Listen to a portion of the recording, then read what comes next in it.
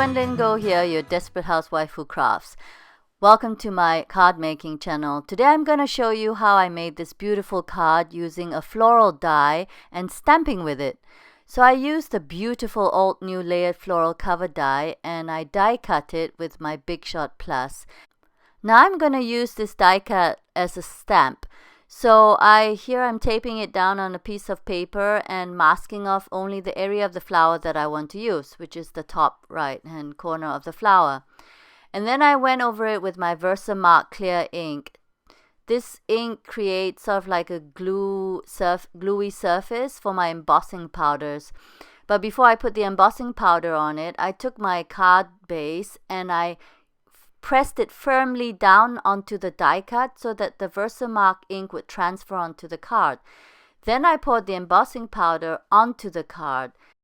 I took away the excess with a brush and then I went in with my heat gun and melted the embossing powder. Since not all of the embossing ink transferred completely onto the card, I took my Versamark embossing pen and just went over the missing areas and heat embossed it again. I also decided to go over the rest of the flower and heat emboss it again so that it would stand out even more. Now, if you didn't want to do the heat embossing technique over your transferred image, you can always just use a normal colored ink and transfer this onto your card base. And this would give a really nice faint outline to do the no-line watercoloring technique. Here I am going over the same die cut with Versamark, but this time pouring gold embossing powder directly over it because I want to use the die cut now onto the card.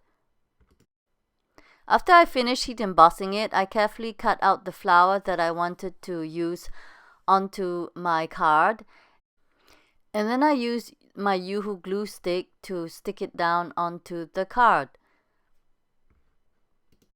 This is one of my favorite glues to use because it doesn't warp the paper and it glues really well. And if you give a light touch to it, it's not really very messy either. Today, as I'm using a craft card base, I'm going to use my Prismacolor color pencils. These color pencils are really great to use on dark card base because the color really does stand out. So I'm doing a very simple coloring here today. I'm just coloring the edges with my colored pencil and going in with a white pencil in the middle of the petal. So now I'm going to put on some music and let you enjoy the rest of the video. Thanks for stopping by, and if you liked it, give me a thumbs up and subscribe to my channel if you haven't already. Thanks for coming by and hope to see you back soon. Bye!